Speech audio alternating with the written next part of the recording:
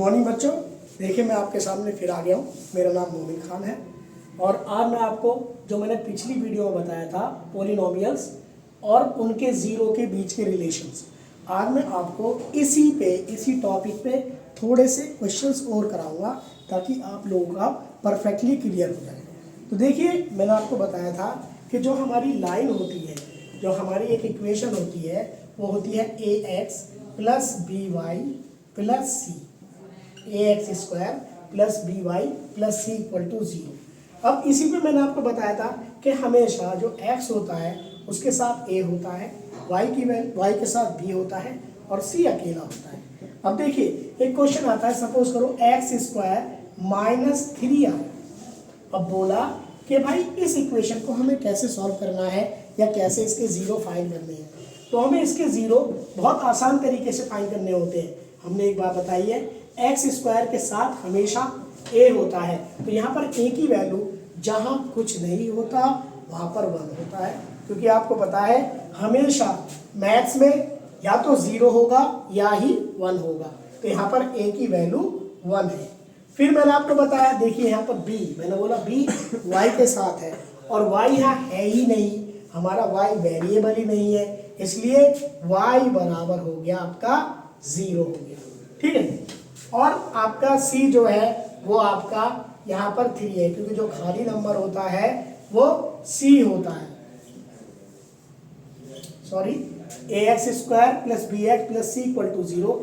अब देखिए मैंने आपको एक बात बताता हूँ, जब रूट वैल्यू होती है, यहाँ पर क्या हुआ, एक्स स्क्वायर माइनस √3 का होल स्क्वायर आप करते हो तो वो वैल्यू 3 होती है, वो वैल्यू 3 होती है। एक्स स्क्वायर माइनस √3 का एक्स स्क्वायर, जब आप √3 को सॉल्व करते हैं तो ये आपका 3 के बराबर होता है। तो देखिए यहाँ पर 3 लिख रहा है, तो 3 की एक्सप्लेनेशन ये है, ठीक है जी। अब देखिए आपको क्या करना है, यहाँ पर एक फॉर्मूला बन रहा है, आपने फॉर्मूले पढ़े हैं कि यहाँ पर है ए स्क्वायर माइनस बी स्क्वायर। तो जब ए स्क्वायर माइनस बी स्क्वायर का ए माइनस बी और ए प्लस बी का के बराबर होता है, तो देखिए यहाँ पर देखिए हम इसको क्या करेंगे, ये a माइनस बी और a प्लस बी, अब यहाँ पर जो b की वैल्यू है वो √3 है, √3 है, तो ये आ गया x माइनस √3 एक ब्रैकेट में और दूसरे ब्रैकेट में हो गया x प्लस √3। देखिए x माइनस √3 इक्वल टू 0 और x प्लस √3 इक्वल टू 0।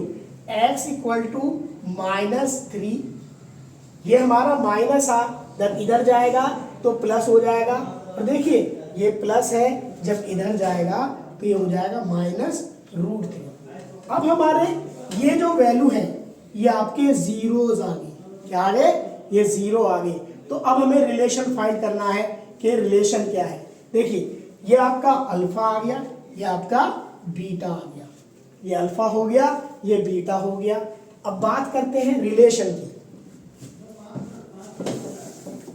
देखिए अब आपके रिलेशन की बात करता हूं। रिलेशन में हम क्या करना होता है, हमें करना होता है सम ऑफ रूट, ये रिलेशन है, रिलेशनशिप हमें जीरोस की निकालनी है। अब देखिए alpha plus beta equal to minus B upon में ए।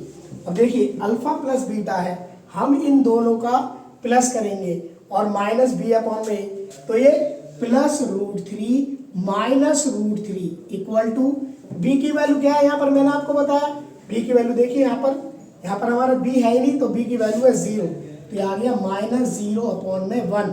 ये भी देखिए प्लस माइनस 0 इक्वल टू 0।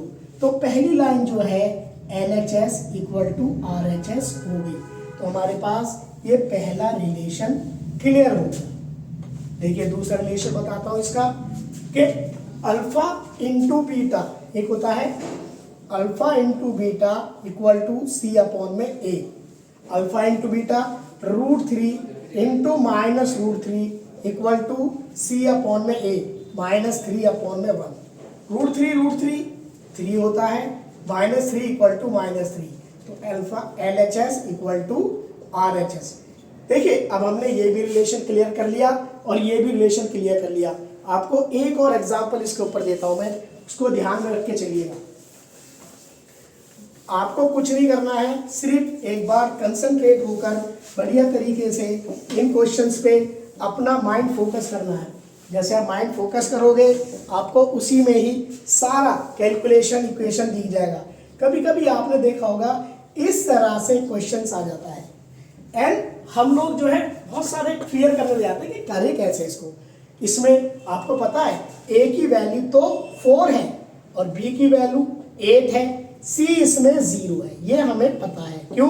मैंने आपको बताया x स्क्वायर के साथ a होता है, x के साथ b होता है और c जो होता है वो इंडिपेंडेंट नंबर होता है, खाली होता है। ठीक है जी। अब देखिए अब हम करें कैसे कि भैया इसके फैक्टर कैसे निकालें। तो ऐसे क्वेश्चंस में बिल्कुल भी डरने की जरूरत नहीं है। आपको सिंपली क्या करना है, इसके फैक्टर देखिए फैक्टर कैसे लेते हैं, थोड़ा सा आपको डीप में जाता हूं।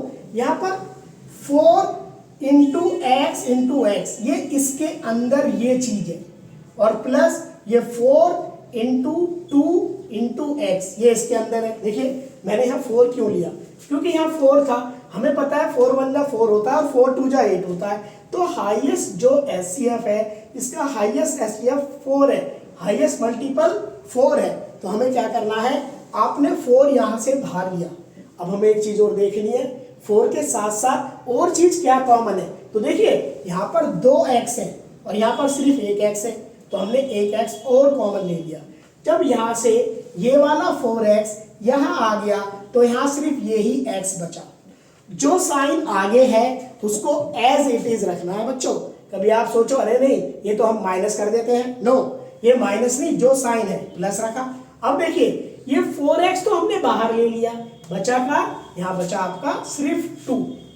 अब हम क्या करते हैं, और हमें एक माइंड में बात रखनी है कि ये सारी इक्वेशन इक्वल टू 0 है, तो हमें क्या करना है 4x equal to 0 and x plus 2 equal to 0। देखिए अब x की वैल्यू कितनी होगी 0/4। हमेशा जो मल्टीप्लीकेशन के अंदर वैल्यू होती है वो हमेशा डिवाइड में चली जाती है, मल्टीप्लाई वाली वैल्यू हमेशा डिवाइड में चली जाती है।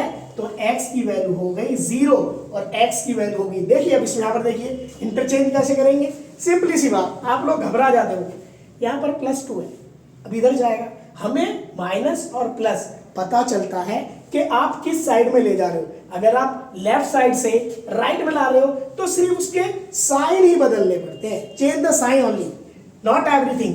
सो हमने जब 2 को चेंज किया तो ये इधर चला गया और साइन है प्लस का, यहाँ माइनस, और ये माइनस ही इंडिकेट करता है कि आप इस 2 को इंटरचेंज किया है।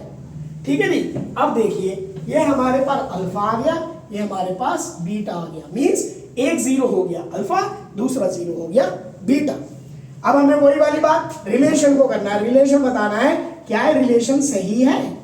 देखिए ये रिलेशन सही है क्या, तो सम ऑफ रूट होता है आपका, देखो यहां होता है sum of zeros equal to -b/a। अब सम ऑफ 0 का मतलब क्या होता है, alpha plus beta equal to -b/a। अब देखिए हमें a b c गिवन है, अल्फा बीटा हमारे पास गिवन है, तो 0 प्लस -2 इक्वल टू, ये माइनस यहीं पर रहेगा।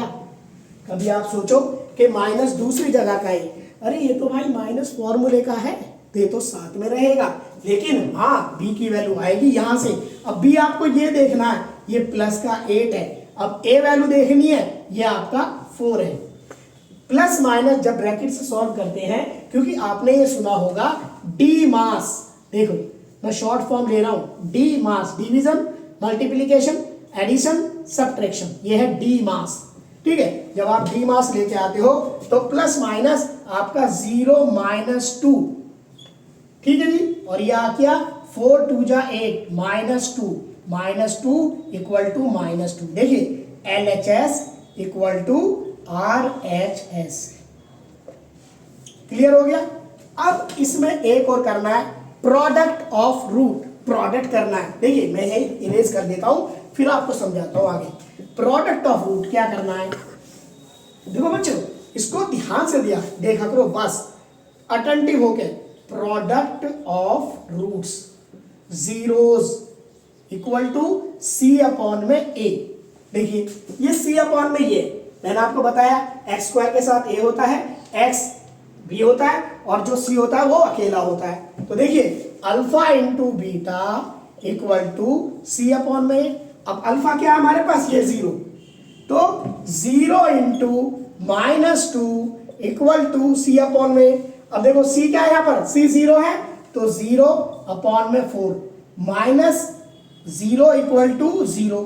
अब देखिए -2 बहुत से क्या करते हैं बच्चे, जैसे 2 इंटू -2 करा तो -0। अरे भाई -0 का साइन कोई माइनस थोड़ी होता है बेटा, 0 तो वो नंबर है बच्चों जो आपका बीच में होता है, वो तो ना तो माइनस है और ना ही प्लस है। हाँ उससे राइट की तरफ चलोगे तो प्लस पॉजिटिव साइन शुरू होगा, लेफ्ट की तरफ चलोगे तो नेगेटिव साइन शुरू होगा। तो यहां पर 0 की वैल्यू सिर्फ 0 होती है। तो देखो बच्चों 0 दोनों बराबर हो गए तो हमारा रिलेशन क्लियर हो गया, क्योंकि रिलेशन कहता है क्या 0 बराबर है या नहीं है। अब मैं आपको दूसरी वीडियो में इसका नेक्स्ट पार्ट बताऊंगा।